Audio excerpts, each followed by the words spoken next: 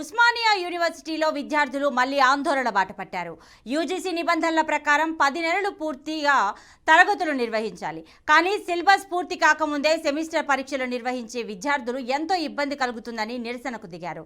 పరీక్షలు ఉన్నందున సిలబస్ తొందరగా పూర్తి చేసినా ఎవరికీ ఏమీ అర్థం కాదని అంటున్నారు. దీనిపై వీసీ ఆలోచించి నిర్ణయం తీసుకోవాలని అంటున్నారు.